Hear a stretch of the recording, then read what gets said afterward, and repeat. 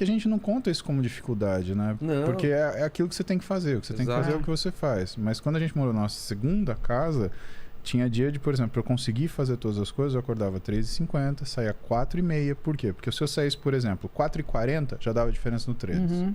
Se eu saísse 5 horas, eu não chegava para treinar. Por quê? Eu passava na casa de um dos melhores amigos meus, um irmão meu, que é o Ziad Moraes, o Rogério de Moraes. Eu passava na casa do Ziad, acordava ele 10h05. A gente ia treinar na companhia do Shopping Morumbi, que abria às 5. Ele me treinava das 5 às 6. Às 6 eu já saía voando pro consultório.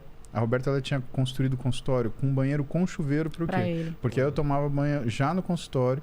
7 horas da manhã eu tava atendendo. E eu atendi até 10 horas. Sim. Tranquilamente, de segunda a sexta. Das 7 às 10.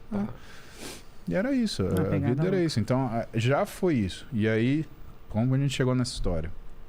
Eu mudei minha vida para acordar mais tarde, porque eu senti que eu envelheci muito nos últimos 4, 5 anos. Eu senti que pesou.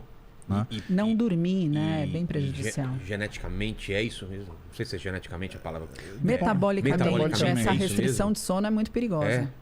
Te envelhece, é como se... Te adoece, na verdade. Traz risco cardiovascular, traz risco de rebaixamento de tireoide, tem uma série de questões envolvidas que é igual um trabalhador noturno, né? Que faz o ciclo circadiano invertido.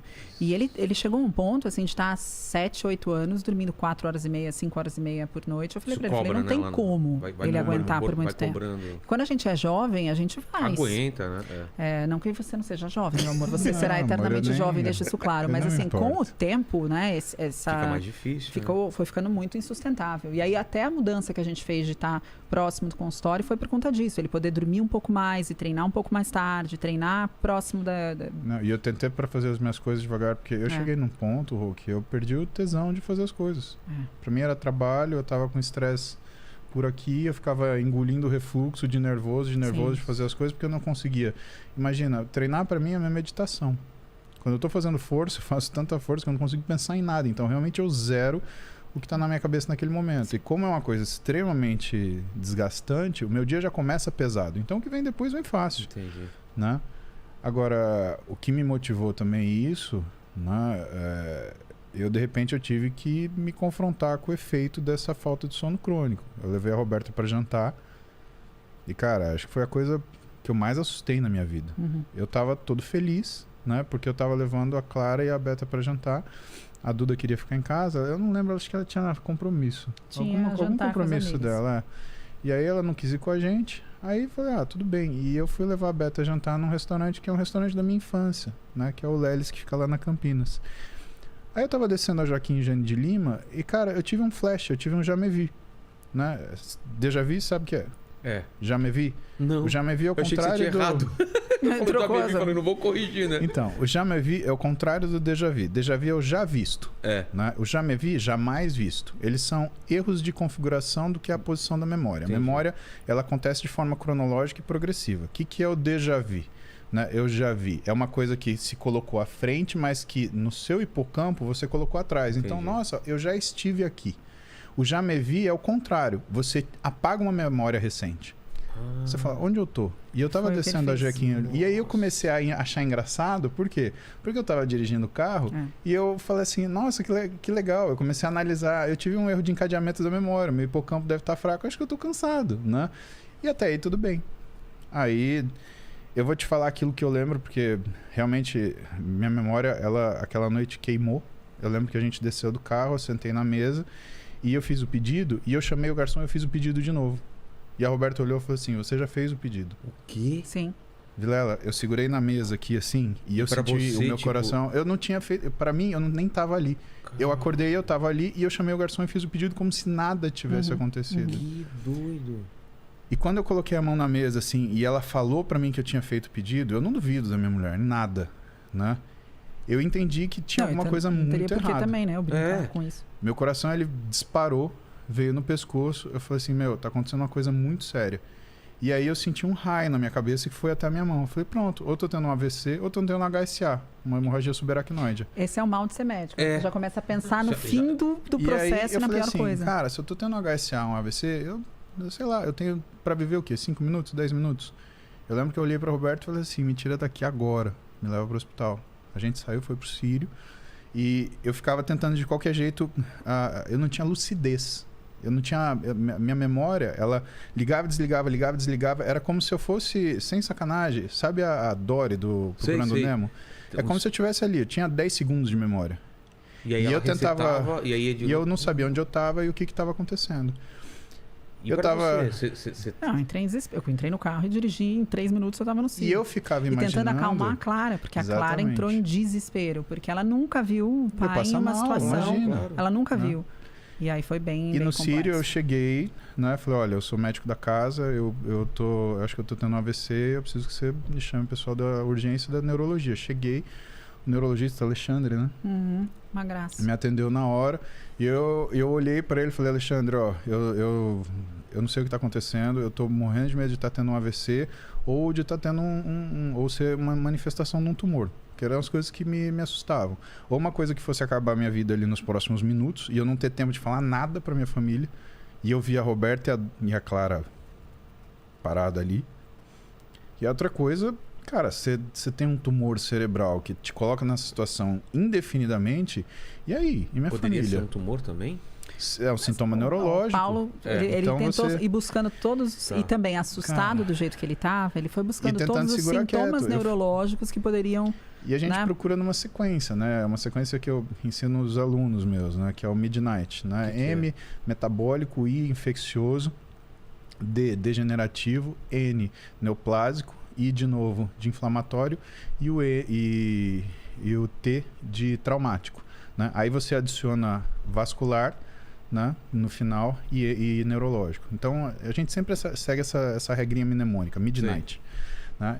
E aí eu sentei com o Alexandre e falei, Alexandre, eu tô tentando pensar, tá muito difícil, eu não sei se... Eu vou te falar a verdade, eu tô com medo de ser um AVC e a coisa tá desagregando e eu tô com medo de ser um tumor. Aí ele pegou, me examinou, passou toda a propedêutica, você sabe que eu tô fazendo isso, eu tô fazendo isso por causa disso, com muita calma, me acalmou, né? E aí chegou a hora de fazer a tomografia, né? E aí eu falei, cara, é agora a hora da verdade. Agora vai aparecer. E ele falou pra mim, você não tem AVC, isso daí não é AVC, isso daí fica descansado, mas a gente vai ter que fazer uma tomo. Eu mal lembro da tomo, eu lembro de estar indo e com medo. Mas eles deram uma medicação pra você acalmar, porque você ele tava muito ansioso. Deve ser isso. Cara, e eu tava... Porque assim, eu me dividia entre o que tava acontecendo comigo e a resposta que eu tinha que dar pra minha família. E cara, sei lá, se você... Imagina que você tá na seguinte situação, você tem 5 minutos pra viver... O que você vai falar pra tua filha de 10 anos que tá olhando você do canto da sala? Pra falar de rotina, não. A gente entrou num lugar... Mas é a vida. Eu tô me colocando na situação. Porque a gente acha que a vida 5 minutos, chamam o Noah e a Mari, o que eu vou falar? Exato. E aí? Eu tenho que passar algum ensinamento, eu tenho que só me despedir. O que eu faço? Nossa. Então minha ansiedade explodia, porque eu queria saber o que tá acontecendo, eu tava tentando fazer um diagnóstico ali. Tipo, chama elas aqui. Ele não conseguia, mas ele não conseguia juntar. Só passava as ideias e não... Exatamente, porque eu não conseguia concatenar e tornar numa ação. Entendi. Então eu pensava essas coisas e tentava transformar aquilo numa coisa. Bom, fiz a CT, limpa. Nada. Aí o Alexandre vira para mim e fala, Paulo, não é metabólico, não é infeccioso, não é traumático, não é neoplásico. Me conta dessa semana, como é que foi seu sono? Aí eu parei e falei, e aí ele tinha me dado uma medicação mais forte, aí começou a parar de fazer os... Eu sabia que podia ser tão grave o sono causar esse tipo de coisa, eu não imaginava. É importantíssimo para reparação de memória. Tipo de coisa, sim. E assim, de apagar... Nossa! Não, e eu sou o cara que, na época da residência, a Roberta viveu comigo isso. Eu dava 4 plantões por semana, às vezes eu dormia 3 noites. Por isso que você não levou isso em conta, né? Falou, nem contei. Eu falei, eu dava 4 plantões por semana. Você acha que é sono? Eu dormia 3 vezes por semana? Isso daí pra mim é tranquilo. Mas não dá pra levar isso por muito tempo, né? Por isso que a residência tem um fim, ela tem um prazo pra acabar. Eu vivi na residência. Ninguém aguenta, não sobra médico pra cuidar das pessoas. E aí, o que aconteceu? Eu fiquei... aí eu falei assim, Alexandre, eu dormi 2 horas por noite. E essa última noite eu não consegui dormir.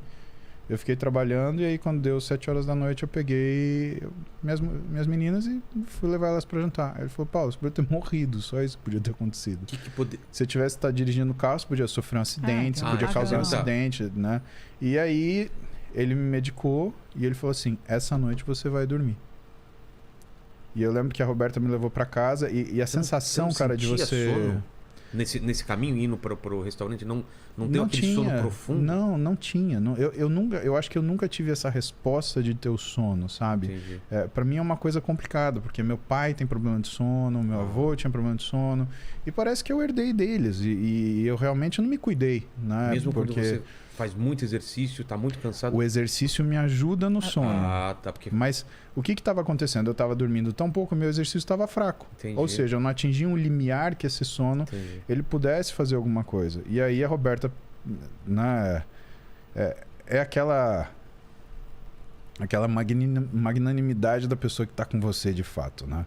Ela veio, pôs a Clarinha no meu colo, né? Eu tava todo monitorado, fio para todo lado, para acalmar a Clara. Não, eu só fiquei no pronto-socorro, não deu tempo. Eu tive alta do pronto-socorro. A Roberta quis me tirar de lá e me levar para casa, que foi a melhor coisa. Eu tava com 2 problemas. Ele naquela situação achando que ele ia morrer e a Clara achando que ele ia morrer. Porra. E eu tava, sabe? E eu com medo de qualquer coisa dessas acontecer, né? E ela te fazendo perguntas, né? Exato. E aí quando eu fui conversar com o médico, eu pus ela deitada nele e eu fui conversar com o médico. Falei, ele tem alguma coisa grave? Ele tem que ficar no hospital? Aí ele falou, não. Ele provavelmente ele tá num burnout absurdo, ele teve uma crise de ausência, né? Ele teve um lapso de memória e ele precisa descansar. Aí eu falei, então eu preciso tirar ele daqui, quanto antes. Ele está medicado? Ele falou, está medicado. Eu falei, me dá todos os exames que eu tenho que fazer para investigar tudo que possa ser ou que não pode ser visto aqui nesse primeiro momento, né? O médico foi incrível que recebeu a gente lá. Ele deu todos esses exames e aí eu falei, o papai está indo para casa com a gente, está tudo bem, vai ficar tudo bem. Fui acalmando ele, porque ele não acreditava que estava tudo bem. Imagina depois de sentir todas essas... Por mais que um médico dissesse para ele, você não tem nada no cérebro, você não teve um AVC. No meio do caminho deu alguma coisa. Exato. Ele não relaxava. A gente voltou no carro, eu já estava mais calmo. A Roberta, ela tem ela sabe que ela tem um tom de voz, ela sabe o que ela recobra numa hora de estresse dessa.